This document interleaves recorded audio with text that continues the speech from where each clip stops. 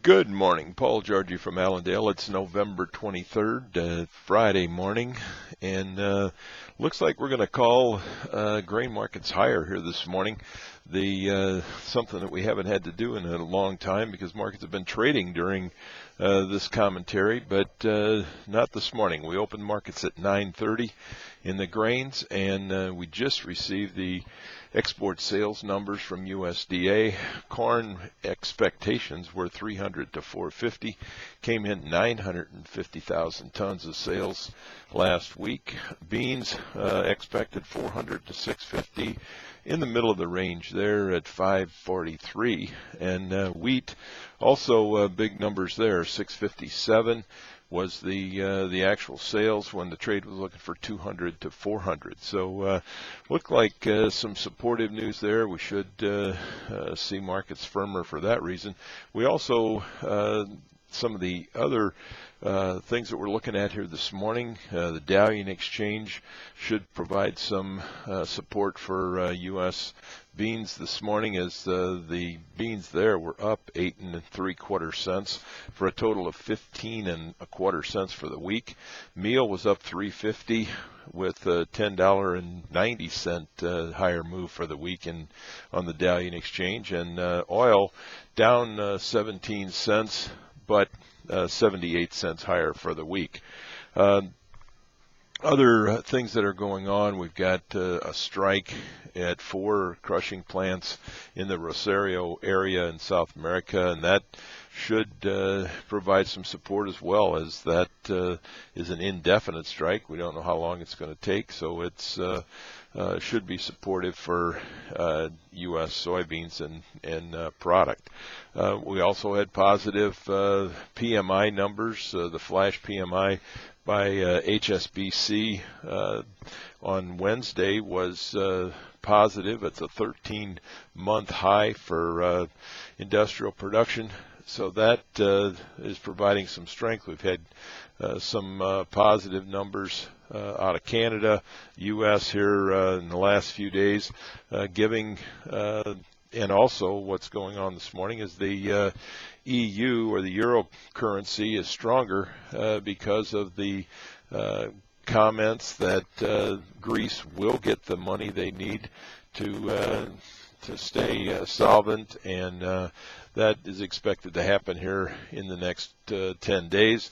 So some positive news there, giving the dollar weaker tone here this morning, down about 42 cents as we speak. So a lot of positive news supporting grain prices here on a day where markets typically are choppy, and the historical patterns follow through from Wednesday's sell-off or lower markets. You'd expect lower trade there from the historical data. So I think when you look at the whole picture, we should see at least to start out of the day of higher in the grains. We also have option expiration. The two strikes that are carrying the most amount of open interest is the $7 strike in corn and the $7.50 strikes in corn. So looks like early today we're going to be moving toward that $7.50 strike area for option expiration. Markets do close at 12 noon today, so a short trading session. In the livestock trade, cash cattle traded late on Wednesday, anywhere from $2 to $3 higher. We had a 127 in Kansas, 128 in Texas.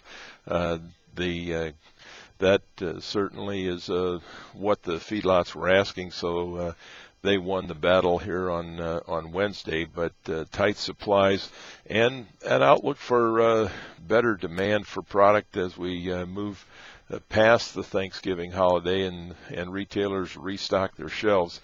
We could see cutout values in beef and pork firm as we go into the 1st of December. Cutout values yesterday, or on Wednesday afternoon, was up 61 on choice, up 53 in select. We did have a cold storage report on Wednesday afternoon that you could look at it as positive or negative depending on what your bias is.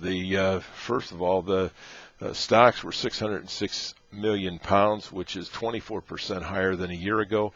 However,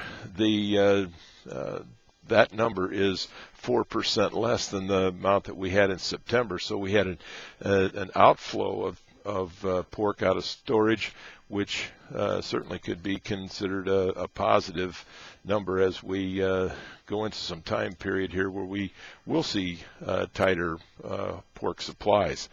Cutout values on pork was down just slightly on Friday afternoon. So look for some quiet trade in the livestock. Looks for some choppy trade in the grains here this morning as we try to settle out this week with a shortened trading session. If you got any questions, give us a call here at Allendale at 800-262-7538. We wish everybody a very successful trading day. We'll talk to you on Monday morning. Thank you.